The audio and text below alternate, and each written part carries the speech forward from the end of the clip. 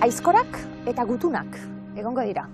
Bai, uztarketa ez da logika errez batean zer ikusia daukate. Aizkorek heriotza ekar lezakete eta gutunek maitasuna esan dezagun, ez? Hemen gutunek, aizkorak dakartza gutunak, ala gutunek dakarte aizkora tituluak ez dira errezak izaten, hau iradokorra dela uste dut eta mamiari heltzen dio. Behin 30 orrialde irakurrita ikusten da zer dela eta aizkorak eta gutunak. Hirurak iruzila, biak dira aizkorak, gutunak. Ez gara bertsotan hasiko. Ama eta laba, ikusten dugu? Bai. Ama 50 urteko emakume bat izango da, 22 urteko, jan eskazarri izateko kontuz arriskuan dagoen alaba, Josefa, Maripe Patxu, eta, ze iluntasunean azalean, ez da? Historia iluna da. Iluna denez, heriotza tartean, eta lako moduan inoiz gertatu gabeko heriotza. Nik dakidala behintzat ama alabek, emakumeek, gizonezko bati heriotza ematea eta gero datorren iluntasun guztia. Ze behin hori eginda gero eta jakinda gero ikusten da ama alabek ez daukatela eguzkirik itxaroterik dena izango dago gaua. Harrapatu zaitu, erorta, historiarekin topo egin zenuen, eta novelan kaleratu arteko bidea luzea izan da, lan handia, eman dizu? Izan da, lehenengo lana, prozedurak utzi ninduen txunditurik dana kopiatzea, transkribitzea, transkribitutako hori euskaratzea, inteligentzia artifizialaren laguntzaz gitxi, ze gero hori orrastu eta orrastu egin behar izaten da. Nik erabili nahi izan dudana behintzat utz egin du. Eta gero editorearen aholkuari jarraituz, novela bihurtu. Lehenengotan, hainengoan txundituta gertaerekin, uste bainuen kronika izan zitekela, ze prozedura irakurten hasi eta maitu arte ordoa, ez da ordoa. Eta ez zaitu baketan izten, ez? Urrengo zer. Etzan, ni maite mindu egin nintzen horrekin, eta bakizu maite minak itxukeria dakar, itxutu egiten gaitu maitasunak. Eta zabaldu nituen begiak, eta ikusi nuen, esan nion, bai, novela egingo dut. Eta horraz izan beste prozesu bat, eta sortu behar izan nuen ahotsa. Hau da, hau nor kontatzen du, eta nola kontatzen du, eta kontatzen du orainaldian, gonbidatuz, hor sartu, eta hor aurrera egitera. Ez da, ahots horrek eroaten gaitu. Hitz egingo dugu berehala liburuari buruz, eta eskara bakarrik egongo nor gonbidatu duzu elkarrizketara erorta? Amaia Zapiain, Bermiotarra, emakume gaztea, filosofia irakaslea Bermioko institutuan. Nahi izan dut eta emakumezko bat gonbidatu aldela gaztea, beste begi batzuk, genero daukatenak, zelan bait, ea zer ikusten duten eta beste ahots batek zer esaten duen. 9:30 dira Bermeoko eskribau Juan Antonio Anduizaren erlojuan. Halaxe jarri du Almikako parrokiako arkupeko mahaira atera duen folioan. Almikako edizkien, novelaren abiapuntua berton izango da. Bai, abadetzean, oneri erantzia eta gero hemen barruan. Meza dago gorpuri gabekoa, klamorea, esaten zaiona, eta horrazten da nor hilden, gorpua ez dago, eta nortzu diren hiltzaileak. Hemen Almikan, 1828an, irailean, da meza eta gertaerak horra biatzen dira. Bueno, ustez itota, Bai. hilko da baten bat, orduan gorpua falta? Bai, hori prozesu guzi honetan behar bada miresgarriena amalaben artean alabaren erabakia da, ezta? Alabak asmatzen duena aita zerura joan dadin edo meza behar du aitak eta meza hori egin ahal izateko hilda egon behar. Baina gorpuri gabe, eta hori zer da eta esate baterako itsasoan itotea. Itotakotzat jo dute eta horregaitik egin altzaio hileta elizkizun hori, klamorea. Hor ikusten dugu Maria Josefa Ormaetxea alabaren izaera harrigarria.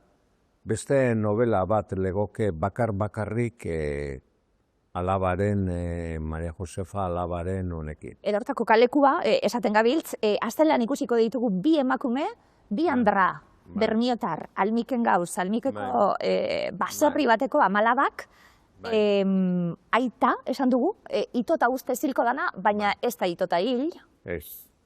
Aizkorakadaka. Bai, amalabak, hemen bizi ziren, hor dagoan Agirretzu izeneko baserria, lekua oraino hor dago, familia ez. Bai, aizkorakadaka hil dute, irailean aita edo senarra. Auskalo bien artean eman dioten heriotza, bakar batek eman dion eta besteak lagundu, eta mezaren ostean prozedura abiatzen da, hildakoa edo desagertua zetxean ez dago, non ote dagoen, zer egin ote zaion, eta orduan halako batean gorpua agertu da, eta hor azten da, 1828an, CSI moduko bat esan dezagun, ikerketa, azterketa, zehetasun guztia jakin nahi dituzte alkateak eta fiskalak, fiskala dago, gaur egunean bezala, gogor, gero abokatu defendatzailea, kartzelaren ezaugarriak, emakumeen nondik norakoak, nordan ama, Josefa, artikulu bat idatzi nuen Josefa Azketa martiria izenarekin berrian, emakumea euskaldun hutsa zen, hemen funtsezkoa da, hemen bazen bidea Bilborakoa eta alandabe, 1828an, 50 urte lehenago jaioa, 1780 aldera emakume hark etzegien hitz bat gaztelaneaz.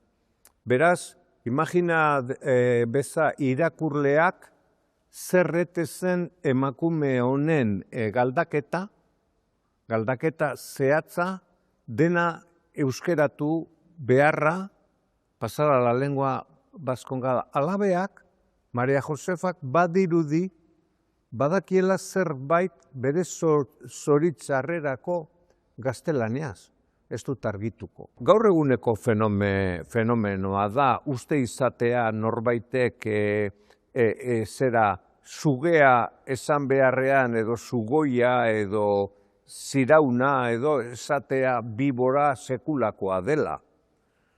Esate baterako. Eta hori da prozesua, hor ikusten da justizia ordukoaren zehaztasuna, jakin nahia, eta igartzen da emakumeak zigortuak izango direla. Gizonezko bati heriotza ematea parka ezina da. Ganera, esan dudan legez, defentsarako ze aukera daukaten, emakumeen ahotsa ez da entzuten, bai galdaketetakoa, baina zorgin eiza prozesuetan legez da. Alegia, egin duzu hau gaztelaniaz, eta erantzun behar da, bai, ala ez. Ez dago aukerarik, esateko, behira, epaile jauna edo alkate jauna, hau ez. Zuek iritsi zinen, edorta historiora. kontatzen dana benetako edalako, eta Bai, dokumentatuta bena da, goiti bera benetakoa pertsonaia batzuenak izan ezik, eta utzune batzu bete behar izan ditut. Orduan, bada Patrizio baten tesi, doktorego tesia, 2000 horri alde, irakurri dut 3 aldiz edo, eta hor dago emakumeon kasua eta dokumentazioa Bilboko agiritegian dago dokumentazioa eta dokumentazio guztia eskaneatuta edo digitalizatuta irakurri eta irakurri egin nuen. Eta hor dago kasu hau kasu bakarra, zeia esan behar da, irakurlea jakingo du, emakumeari, Josefa Azketari, heriotza emango diote Bilboko plaza publikoan, kasu bakarra, emakumezko bat plaza publikoan hilda garrotez. Alegia, honen inguruan, Samaren inguruan, burdine ipinita, borrero bi. Borreroena egiazkoak da, nolakoak ziren borreroak, eta guzti hori gero asmatu behar izan dut. Izenak egiazkoak dira eta gertaerak. Eta gero alabaren geroa, ez da? Irakurleak jakin nahi du zer egin zen alabarekin. Maria Josefa miresgarri horrekin, ez da? Eta hori ere kontatzen dut, eta dena dokumentatu beharri edo nahi izan dut. Gomendatzean atorren liburue La vida invisible de Adi Larru deitzen da. Oso historio interesgarri eta politxe iruditu zait. Frantzin kokatzen da, 18. menden herri txiki baten bizidan Adi izeneko neska bat da protagonista. Eta bere bizitzaz nazkatuta da, eta erabakitzen du deabru batekin paktu bat itea bertatik alde egiteko. Paktun erabakitzen dutena da, beha iezkorra izango dela, baino inork ez dela gogoratuko. Mundu guztin zehar bidaiatzen du, bizipen ezberdinek bizitzen ditu, eta berekin bidaiatzen duzu gauza ezberdinek ikasiz. Eta beak aurkitzen du modu bat, trampa bat iteko paktu hortan eta bere arrastoa uzteko mundun. Eta gero dago gizon bat behataz goatzen dana, eta beste abentura asko. Eta nahiz eta batzutan erritmo geldoa dauken eta igual trabatu egiten den, baina azkenen irakurtzen jarraitu bazu asko gustatuko zaizun liburu bat izango dela iruditzen zait.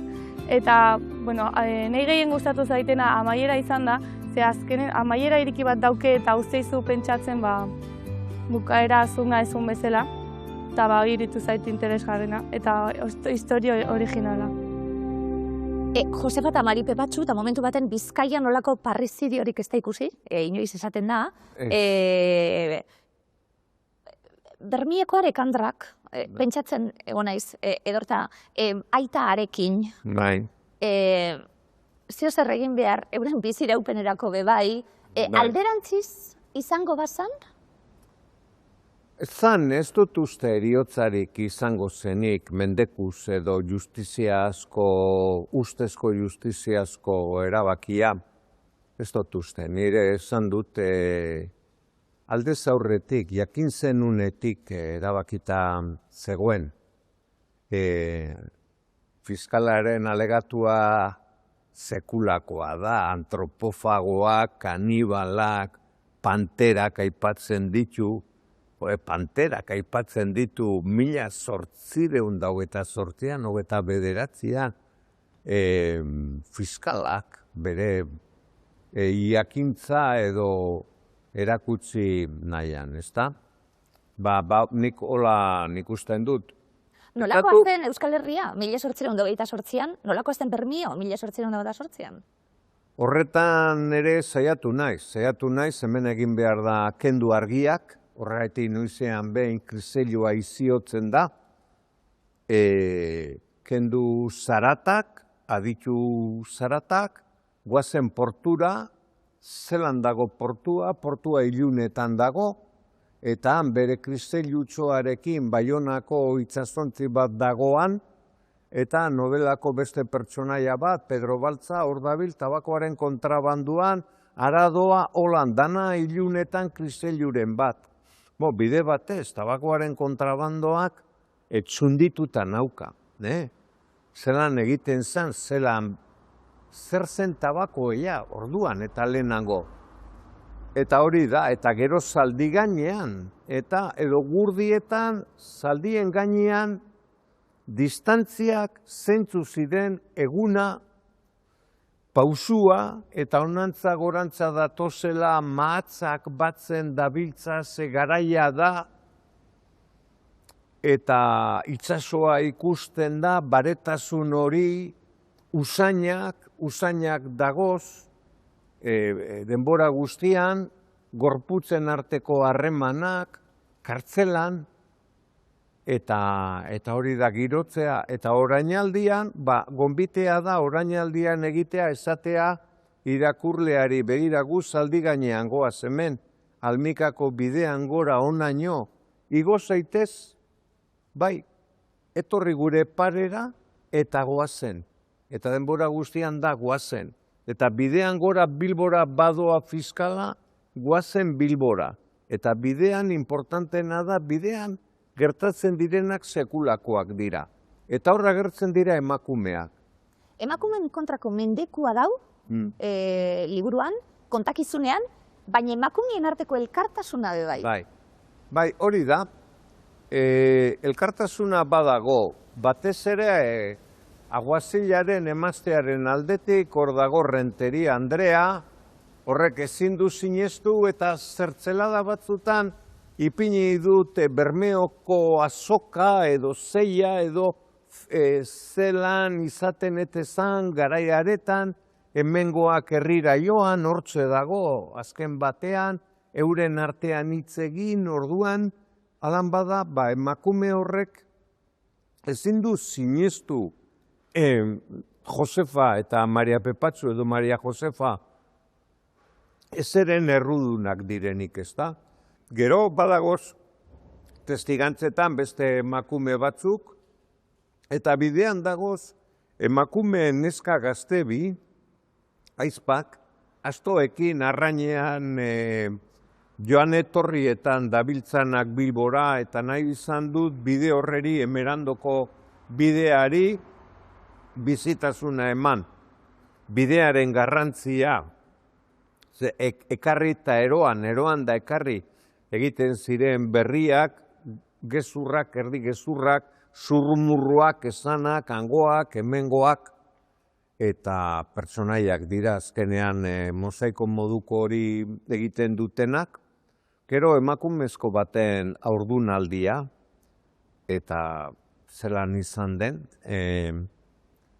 eta neska alabaren eskondugura ere badago, gauza asko dagoz. Eta gero dagoz kontakizun honetan Mutilbi, Maria Josefa Pepatxuren semeak, hori ere gogoan hartzekoa da, eta gertuko dira ala edo nola, lan edo zelan, hemen, inguru honetan, badagoz, eta gero abadeak edo apaizak dagoz, bi. Apaizen kontua ere, hor dago, pertsonaia asko dagoz, alegindu naiz, ez daitezen oztopo izan, edo nazmena, horrezegaitik ipini ditut errata batzuk badira. Eguna, urtea, hilea, eguna, eta batzutan arratzaldean, eguerdian, zebestela galdu egingo ginateke, ze irakurlea prozeduran, 300 foliotan eskuz idatzita, daudenak atzera taurrera ibilita, norbera galdu egiten da. Hainbeste izenekinak testiguak hemengoak dira, denak lekukoak, eta batek izan ezik uste dut, denek sinatzen dute isa. Ez dakite sinatzen, hemengo auzokide, beraz ez dakite. Eta prozedura gaztelaniaz doa. Eta herritarren hizkuntza euskerea da eta itzuli egin behar zaie, bide batez. Bilboko leyenda urbano hori Bilbon ez dela inoiz euskera egin. Maria Josefa Bilboko alkatearen aurrean dago, ez daki gaztelaniaz, alkateak ezin dio galdaketa egin, orduan, beste inorremen euskeraz da gaztelaniaz, eta zinegotzietako bat atoan dator eta ark egiten dio. Galdaketa Bilboko udaletzea. Ez gabiz esaten oraingo moduan ez dakit nongo elkartetik itzultzaile ekarri dutela. Orduan, hori ere badago, eta gero dago, nire ustez, niri gehien bete nauana izan da eriotza edo ejekuzioaren apirilaren bateko mosaiko hori zelan dan Bilbo, zelakoa dan kartzela, taberna bat dago, Adarra taberna, Urazurrutian, izena benetakoa da. Eta irakurri nuenean, zera Bilboko kartzelari buruzko informazioa Urazurrutiakoa eta Adarra taberna ematen du bene-benetan oraingo taberna dala, orduan guazen ordukoen, hau egan egitea da ordukoen pentsaerara, eta Bilboko euskaldunen pentsaera Urazurrutia. Ostatuaren izena Adarra ostatua, hori Euskal Herrian non ez dago Adarra ostatua, ez?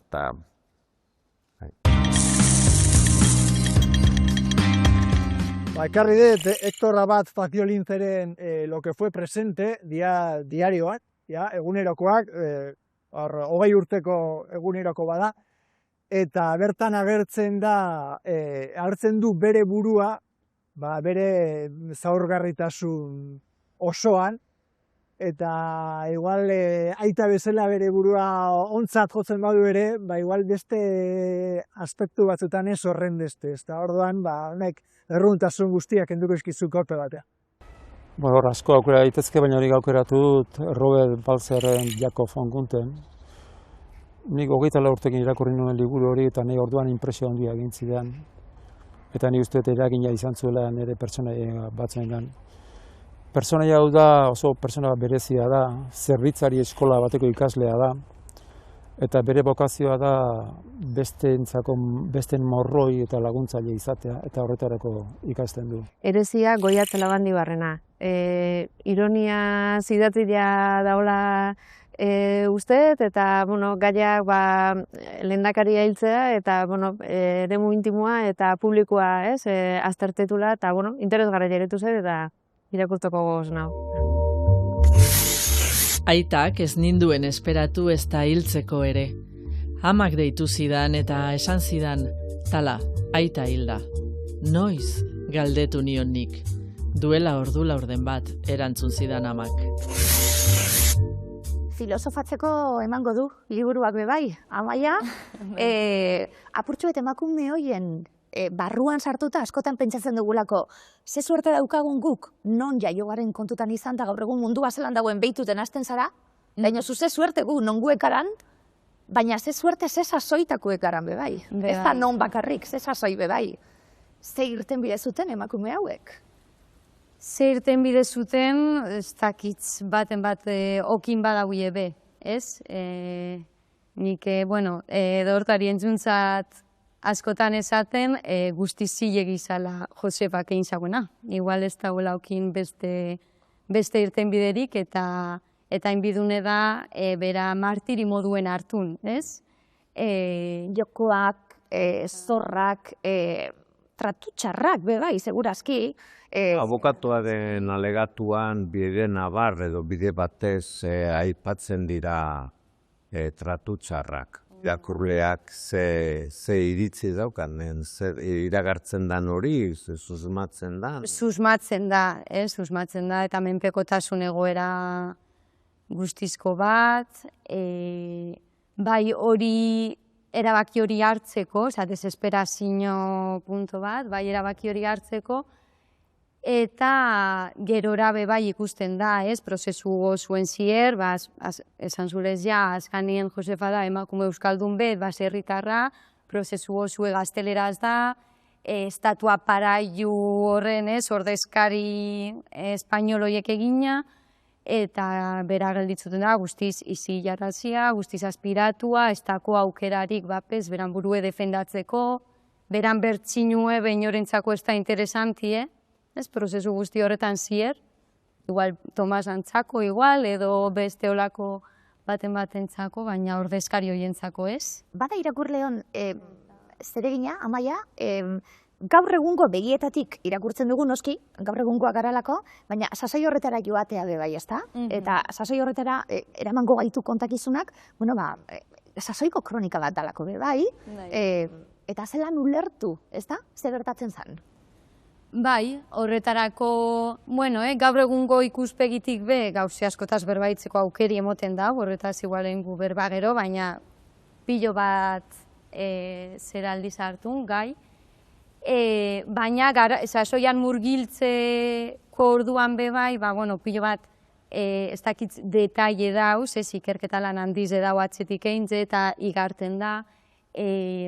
Aurretik esan zue bai, novela koral bat ala, personaje pilo bat hauz, personaia bako txabe, suposatzen dut, asko pentsazule zelan islatu ez, detaile gitxigaz ja, oso ondo alzu imaginek, aurrek pilo bat laguntzen zaitzu ez, historizen sartzen, borrerue Garnero aipatuzu, baina, bueno, ez, beste hainbeste be bai, eta ustot personaiak bai asko laguntzen dauiela murgiltzen gara. Galbidean ere, sasoiko pentsakera izango da, eta fedea kasu honetan, gutun horiek izango dira galbidea, Amalaba hauena, lasai geratu bazan, aita, soluen, lurperatuta, agian bertan ustelduko zan. Zer gertatuko, orduan hemen dugu... Baina fedea, ez da, aldima horri bazterura joateko bidea eman behar.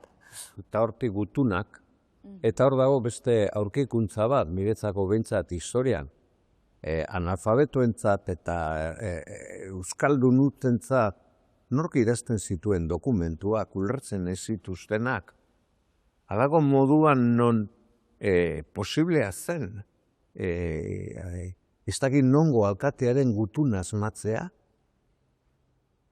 sekulakoa da, eta pertsonaia horrek, eta bere laguntzaileak beste novela bat merezi dutela uste dut. Eta esan duguna zerurakoa eta erlijio giroa, eta badago, mendugu Almikako Eliza imaginatu harmonioa, edo jendearentzat zer zan, ipini dezagun orain hemen tokata eta fuga bajena, geratuko ginateke danok, olioipurdia ez da eginda. Amaia, zer izan da? Irakurketatik, gehien gustatu zaizuna eta zerekin gozatu duzu gehien?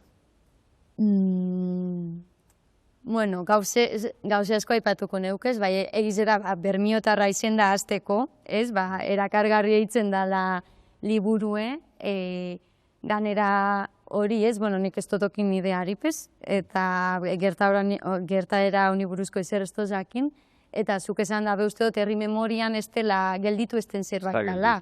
Orduen zentzu horretan, beharrezkoe zan liburu bat dala uste dut, ez, ganera, modu oso ederrien eruten gaitzune gertaera horretara, hau da, zabaltzen dagoela gertaera historiko bat, baina novela baten bitartez, ez, azkanin artefaktu baten bitartez, orduen zentzu horretan hori, beharrezkoe zan liburu bat. Bilboko Alde Zaharreko neska gazte bat, herri mugimenduko hainbat saltxatan militatzen duena. Modu kontzientean, 2021ean hasi eta hortik aurrera. Jaso dudan maitasun, samurtasun eta gozetasun guztia. Kentzazpi. Toti Martínez de Lezearen Nur bildumako Nur, txikitan irentzi egiten dituelako ere liburu guztian. Maiane Txoperenaren Ezerran inori liburuan lideri sexu abusuak egiten dizkion gizona. Danele Sarriugarteren Beste zerbait. Zenezko bidaia izan da, Amaia. 19. mendeko Dermion kalian gora kalian bera portuan ibiltzea. Esan duguna, beste zozai baten jaiota, zeuta bizopea arrain hartun eta Bilborako bidea, oinez. Zen horretan, bai.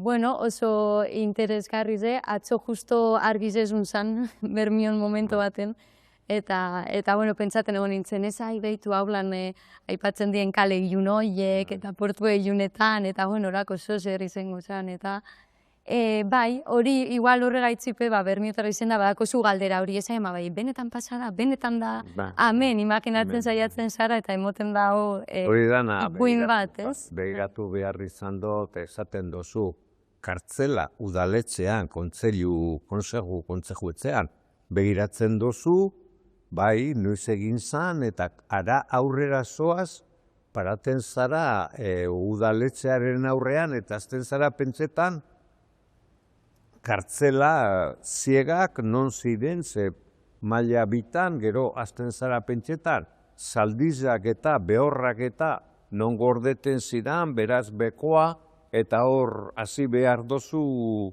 makina guzti hori martzan ipinten, ez? Ez esaten, hau hemen da. Ja.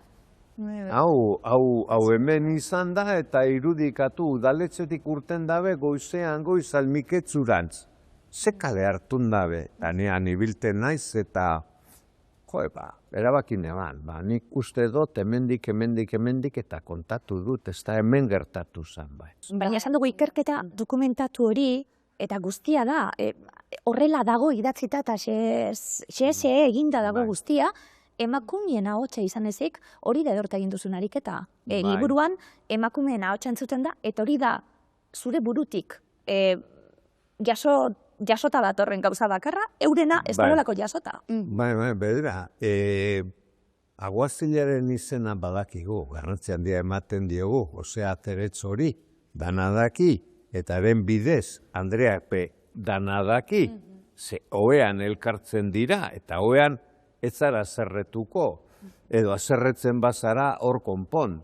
Eta Elizako liburuetan, bataioak eta badagoz Gordeta, Bizkaian eta Gipuzkoan bestetan ez dakit, begiratu nuen Jose Azeretzoren emaztea nortzen.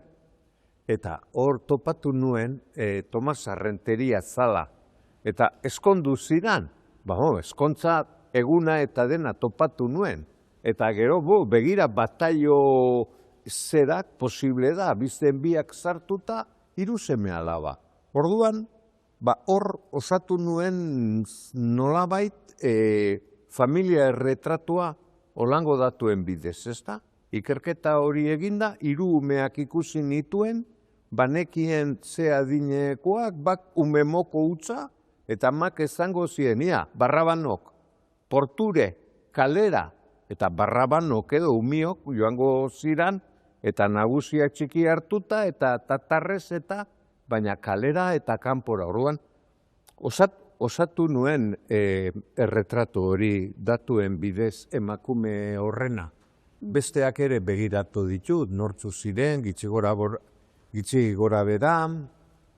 Baina, fikzioko atal bakarra hori dala. Bai, hori da. Eben arteko harremana ez dagoelako jasota, emakumeak ez garalako existitu. Harremana nik ondorio estatu dut, nondik eta familia kuadrotik. Noiz eskondu ziren, zenbat umez egituan neska mutilak eta horrela, ofizioa eman nion Andreari neukazmatua, aguazilak bazeukan ofizioa, orduan asmatu nuen emakume horrek, beste emakumeak ikusten dituela eta lagun egiten dituela Bermioko portaletako batean, ze Bermioko portalak gaur egunean ipinita dagoz bakoitza zein dan eta nekazari portala dago, horretara etorriko ziren hemendi gauzak eroaten eta lagun egingo ziren da guzti hori, eta orduan Tomasa gero eraman du herriko kartzelara tauta bestea.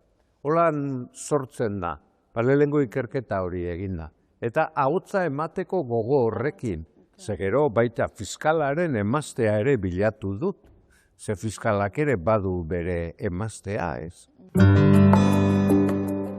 Liburuak zahartzaroa du ardatz. Bereziki, oraindik euren buruaren jabe izateko aukera eta eskubidea duten pertsonengan fokua jarrita. Zeta belaunaldia oinarri hartuta idatzi du Apellak bere lehen eleberria. Gazte garai baten erretratua, umore eta drama ukituak konbinatuz. Agustin Zubikarai Bekaren laguntzaz idatzia. Gerra Zibilean bizitako gorabeherak izkiriatu zituen Katerine Letamendi Tolosarrak bere egunerokoan. Maitane Bilobak eleberri grafiko bihurtu ditu Inigo Sarasolaren marrazkiz lagunduta. 1808 urtera joan, ona Almikera etortzeko, gaurko mundu gatazkatsu honetatik, konfliktuetatik, beste garai batera ihes egitea, zertarako, ez da ihesa, galdera handi nagusi larri bat baino. Azketak, Josefak, eskubidea zeukan senarrari aizkoraz heriotza emateko. Gaur egunean oihartzun egiten duen galdera dela uste dut, eta horrexegatik joan naiz 1828 urtera leku honetara etortzeko, Bermioko Almikera.